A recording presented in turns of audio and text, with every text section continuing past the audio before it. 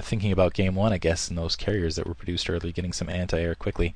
Observer in position here. Dragoon's starting. It looks like one Dragoon has been taken out. The second Dragoon's trying to just hammer away at that command center as much as they can, get some free damage here. Goliath also going to get taken out. Actually, no, the Goliath's going to survive. Just barely, though. It's 49 health left.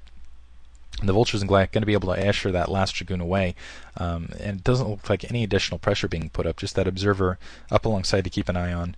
And these Dragoons in the back position just to make sure any Vultures aren't coming alongside to do some damage to this mineral only. So it looks like Magoply going to even things up. They'll get his command center up. I think, again, what he's thinking about is just establishing kind of the marginal line across the middle of the map, dividing the map in half, and comm setting there, able to take out Raquetball's Observer. And whenever you are even on expansions, Protoss versus Terran, that means the Terran's ahead. So he knows as long as I have even expansions, that's going to put me ahead in the long term, macro management-wise, just because of unit composition, the units I can produce out of bases. So let me do it that way. Let me just, and it looks like he's already pushing to the middle, and I think that was the purpose behind these Goliaths, is to get some anti-shuttle, get an anti-shuttle unit right at the beginning. He's already starting to set up a bit of that line. Raquetball already in position though with his Dragoons to try to stop this quickly and early, and I think he's going to be able to with this attack force here. Those tanks a little bit spread across there, so he's able to take out some of the tanks, but Magoply's going to have to back off. It looks like Raquetball's actually going to hold up short with these 4 Dragoons. I think he might be able to press this still, but it looks like Magoply with some reinforcements still going to be able to go through. Raquetball though doesn't need to push this. He's only concerned about, again, getting half the map +1. So as long as he can take the 12 o'clock and the 6 o'clock location, he'll be in good position. But Magoply is just going to take what he has already. He's going to take that turret, plant it there, continue to produce some siege tanks across the middle of the map, and then just probably divide and then take this later. Dragoons coming up a little bit unwise, losing one of them already. And as you can see, just kind of a posturing for position across the middle of the map at this stage. Turret up, also able to take out that Observer alongside, and now we're going to see those mines across the front door. So Magoply, yeah, going to take map position, try to play the map overall. We'll see, and it looks like some Observers in position otherwise to get a little bit of that map information. We'll see how Raquetball responds. He's got 2 Dragoons kind of pinned back here, and that's not really enough to hold that 6 o'clock. But we'll see if he tries to take an early base in the upper left-hand corner, if he tries to take that 12 o'clock location. Looks like Magoply's going to scan at that 12 o'clock location. Just put a mine off-center so he can kind of get a visual on it, just in case Raquetball decided to take that. In the meantime, try to establish the middle. It looks like, yeah, this is really risky on Raquetball's part. He's going to try to take that 6 o'clock position, even though he's already been locked out of that location. Putting down some Stargates, so doing kind of the standard Raquetball thing. We saw him do it in game 1, but it looks like he's going to do a quick switch to Stargates with the fleet beacons, and he's actually got already, and he's doing this off 2 gas. He really needs to establish 3 gas to run this even off 2 gates, but with 3 gates, he's going to have to halt production of Dragoons all together to really make this effective. This is extremely risky.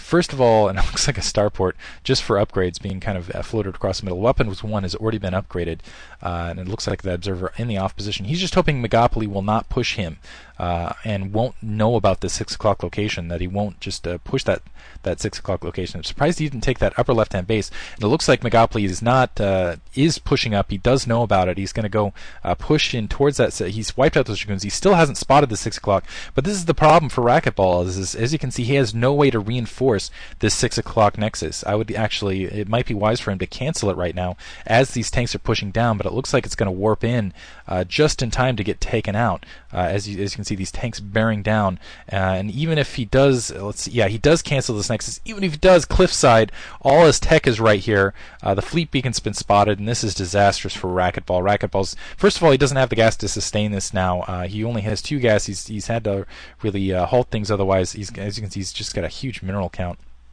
Going to end up losing these Stargates, going to end up losing these fleet beacons, going to end up just losing everything here in that bottom left-hand corner. I think Raquetball knows he has to push now to basically stay in this game. He's got to either take out those tanks that are assailing him, or he's got to reestablish some sort of map position. So coming across the middle of the map, but a lot of Vultures in position to help these 2 siege tanks that are already there. More reinforcements should be coming.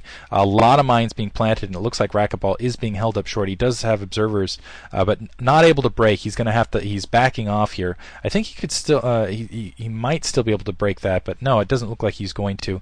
Not with those mines in the way. He'd have to basically just suicide a Dragoon across those mines to lead them in against those two tanks. The tanks being brought back after they've already, man, look at the devastation. After they've already wiped everything out at the 6 o'clock. Some vultures spinning around. They're going to be able to take out that, that probe that was waiting at that upper left-hand base. Probably going to be able to swing around before this cannon. This cannon's not in position. It looks like Raquetball was actually red in supply. This cannon's not going to be gonna come up in time. This mineral only now getting assailed, able to take out a cannon there, and it might even get a bonus of a forge. A lot of the units being brought back to try to help deal with this. And it looks like accidentally attacking his own units. But this is time that's just giving Magoply more time to establish map control into the middle of the map. He's taking the bottom right-hand base. He's in a huge lead now.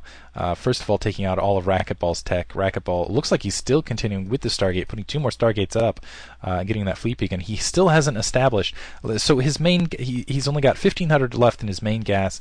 He's got significantly more, obviously 3,000 in his secondary gas. But he's going to have to go really zealot heavy for a while here and use this and just hope that he can do something and maybe establish a third gas really quickly to really make this work. And it looks like he's trying to take that 12 o'clock location. There is a mine there to visualize it. He does not have the units really to defend this, in my opinion. Magoply could slow push this and still take it out. You can see this huge Terran ball. He's got 170 supply. So Raquetball is going to have to basically defend this basically in a production deficit, because he's going to have to do it with fewer supply while teching up and somehow establish this 12 o'clock position. It is a little bit easier to do because you don't have to worry about vultures running that gap, but still Magoply is going to have more than enough units to really push against this, and it looks like he is going to in fact push against this, lifting up a lot of his units, comp-setting, taking out observers. Raquetball knows this is coming now and unfortunately Magoply can really take his time. He's starting to push up at that 12 o'clock location. Zealot's getting taken out. Doesn't look like they're speed upgraded, so they're not going to be much help here. And that starport actually coming up to do little spotting. I'll actually check the weapons upgrade. Level 2 weapons, level 1 armor. 1 carrier has been produced, but I think there's Goliath enough, plenty of Goliath to help deal with this, and especially with that level 2 weapons, going to be able to take the that carry out. A little bit of a flash build here. Engineering base spotting that out. I think he's going to let that Nexus go up and then take it out after the fact. But going to push up now. Magoply at 200 supply versus 180 actually. So Raquetball doing a good job of actually keeping it up. But I think the upgrades are what's really going to spell the difference here. I think these results just absolutely melting to that level 2 weapons, level 1 armor upgrade scenario. And enough Goliaths left. I think what Raquetball was hoping is that enough Goliaths would be taken out, that he'd still be able to use those carriers. But his entire attack force getting wiped out there. You can see the supply difference now. 174 versus 131. Looks like he also is trying to take that upper left-hand portion of the base, but just didn't happen. Magoply would be able